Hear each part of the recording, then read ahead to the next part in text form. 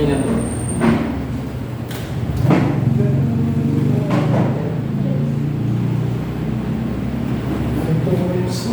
Play na ba? Apa? Yes, we're back to the time sa ating mga kapatid na Panginoon, patubayan po sila gabayin po kami Panginoon sa araw na ang pinapanalangin ko po ang saling na kami sasabihin Panginoon. Ikaw po ang mga na Panginoon, itago niyo po kami sa inyo, itulat Panginoon. At ipahid namin ng maayos ito Panginoon. Maraming salamat po na may maraming kang natutunan. May pumasok na namin siya ng Panginoon. At may sa buhay namin ito. Panginoon, maraming salamat po. Binabalik ko pang papulit sa salamat sa inyo Panginoon. So yun po yung alam po namin today po is yung we believe that human life is sacred from conception to its natural end. And that we must have concern for the physical and spiritual needs of our fellow people. So mamibukas po tayo sa Psalms 139 verse 13. Ang anumang aking ransakan, tawag ba sa mabika? Sadya ng aking inay, hinubis mo akong bata. Ayun lang po. So yun po, sa verse po na to, dito po ang nagsabi po dito po si King David po. Pinasalamatan niya po dito si God na sobrang, sa lahat ng alam niya po, simula po na ang Diyos ay pinaka makapangyarihan po.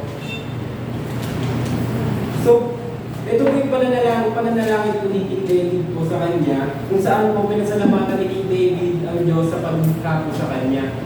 Sa nakamangha-mangha po. Inilarawan po ni King David ang Diyos po bilang isang nalukhasang yung magpapalayo po. Naggumawa po ng kanyang ayun po basta so yun po, nilarawan niya po ang Diyos na po na kamangha-mangha at nakakabilib po dahil po sa paglikha niya po sa atin. Hindi lang po doon natapos po si King David po sa pag-describe po sa Diyos. Inano niya rin po ang Diyos na yung word po na yung fearfully and wonderfully po na yung word po na fearfully po yung parang nakakatakot po na paniwalaan po, nakakabilib po. Then so, sa wonderfully po naman po, dinescribe niya po tayo dinescribe po ni King David po yun na nilikha niya po tayo ng unique and one of a kind po. Kaya po, para po sa kanyang purpose po, na lahat po tayo may purpose bago po tayo pangalan. Yun lang po. Hindi ka po kaya natin yun. Makibukas na lang po tayo sa Isaiah 40 verse 1. 40 verse 1.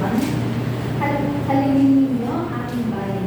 Sabi ng Diyos, halingin ninyo sila. Ang sinasabi po dito na bigyan pansin o alipon natin ang ating paligid. Kagaya po sa pag-i-invite po sa kanila sa church or pag-papahayag po sa kanila ng word. Kung po kayo papaligid. So, dumawa ko naman po tayo sa Jeremiah 1 verse 12.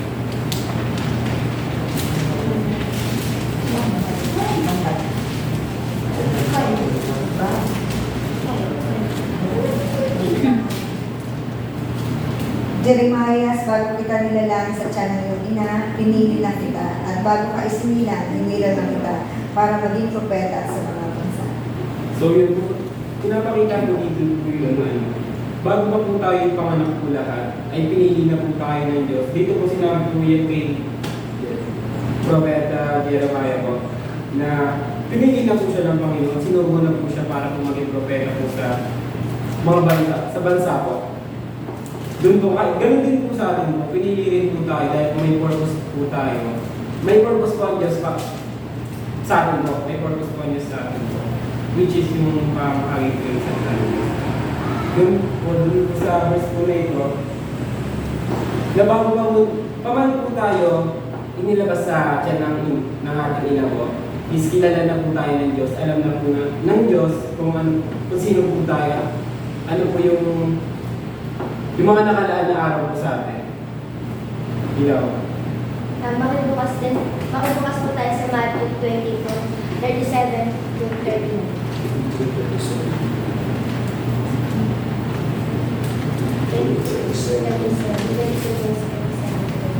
Sumagot si Jesus, mahalin mo ang Panginoon mong Diyos ng buong puso, ng buong kaluluwa, at ng buong isip. 38, ito ang pinakamahalagang utos sa lahat. At ang ikalawang pinakamahalagang utos ay katulad din nito.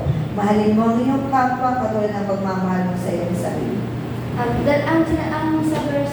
verse na po ito, dalawa po ang nakasaad na utos dito. Ang una po ay ibigin po natin ang Diyos sa buong puso, buong isip at buong kaluluwa po natin.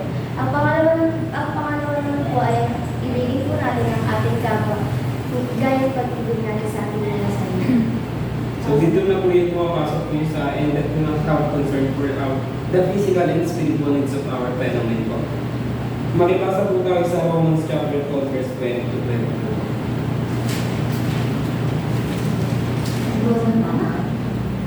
God 20 verse 20 to 21. Kaya kung nagugutom ang iyong kaaway, pakainin mo. Kung siya'y nanguuhaw, painumin mo dahil kapag ginawa mo ang mga ito, mapapaya siya sa kanyang sarili. So yun po dito po, dapat po na maging concerned po tayo sa ating mga kapwa po na yung sa mga, lalo na po sa ating mga kapatid po sa pananampalataya. Kasi sabi po dito, kung nagugutom po ang inyong kaaway, pakainin mo. Kung nauuwa, painumin mo. Sa gayon po, siya po, mahiya po siya sa kanyang sarili po. Na huwag po tayong papadayin po sa mga masama, kundi daigin po natin ang mabuti ang masama.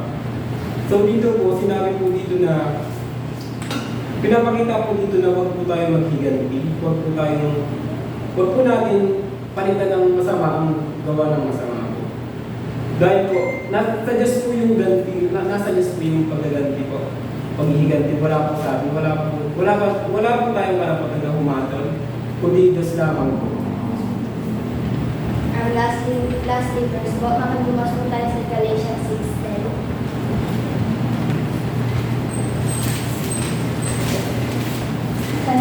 Kaya nga, basta may pagkakataon, gumawa tayo na mabuti sa lahat ng tao, lalo na sa mga kapatid natin sa pananampalataya. Ang sinasabi po dito na habang meron po tayo pagkakataon tumulong o gawin ang mga mabubuting bagay, gawin po natin ito na bukal po sa ating puso. Yun lang po. Dun sa 11 na topic, ano yung main thought? 11 po? Oo. Yung sa topic natin, di ba ikaw ang topic? Okay. Ano yung oo, yung ano? Yung pinakaano po ng... Okay po. So dito po sa pinaka-title po na itong topic po na to po, isa po siya sa yung sa buhay po ng tao, yung ano po, yung pagiging ano po ng isang tao, pagiging banal po. And yung pagiging ano po,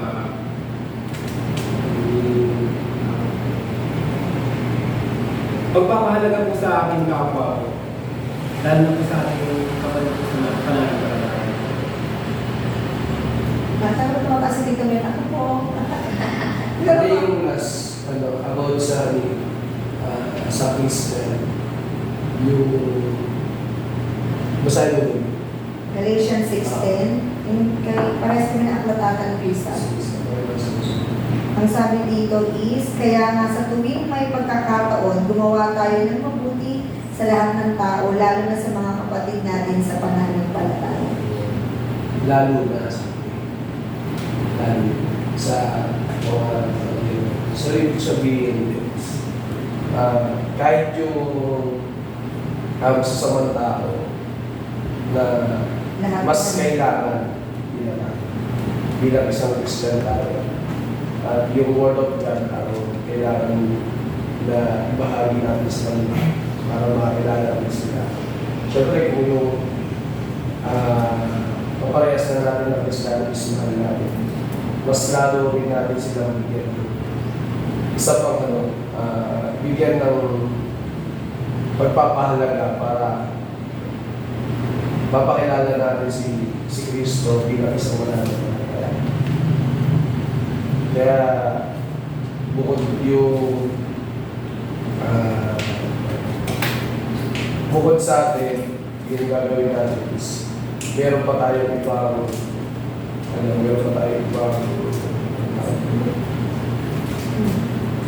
hindi obligasyon. Hindi responsibility. Basta ito, para Accountability. sa Panginoon, gagawin natin is para sa Apa. pupuli niya. Sige, Jimmy. At sinin niyo po yan. Si Kuya BJ. Pinag-smell ka, anak. Kamukha ni ano? Kumukha ko Mark. Ano ko? Oo, ay,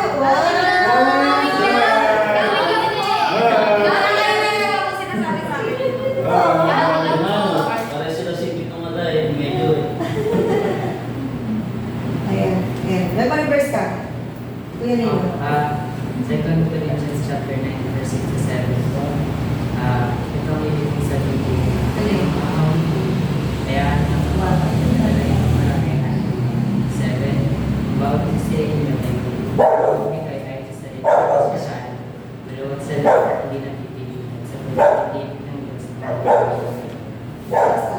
Yun po. Yun po yung topic ko rin kahapon po. Yun nga po.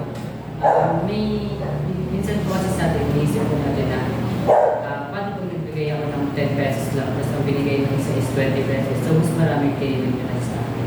Hindi, kung ang gusto mo ay malinis at hindi ka walang pag-aalinlangan like, ibigay ako kasi alam ko yung babalik ng pamilya. Hindi ka nila.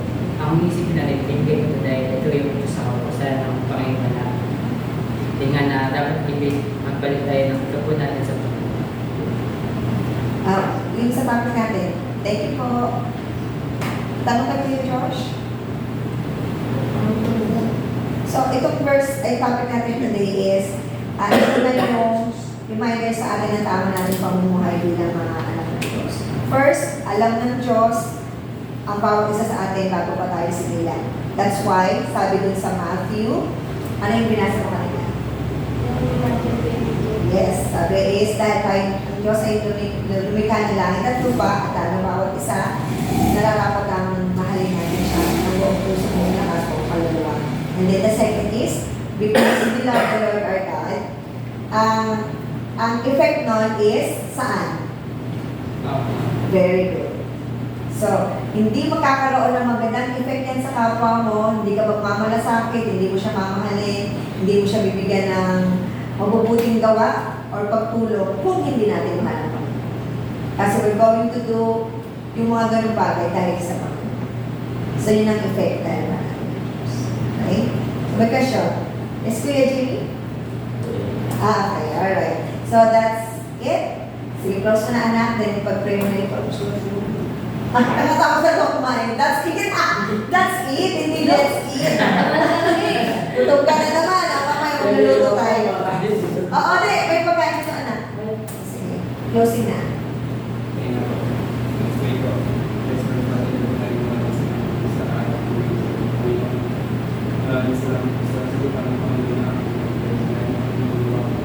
Tumingin ito sa aming isipan, Panginoon, sa aming sa buhay.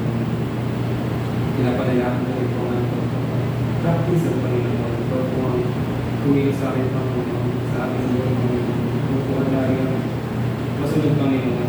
Naway, kapurihan mo na ako, Panginoon, ng aming magawa, Panginoon. Kasi maraming sa mga Panginoon, ginagawa ko ang Amen. Kuya ninyo, akit ka na. Hindi ka na. Habang mainit ang sabaw. Mag-fruit ka na lang. Yes. Sino po yan?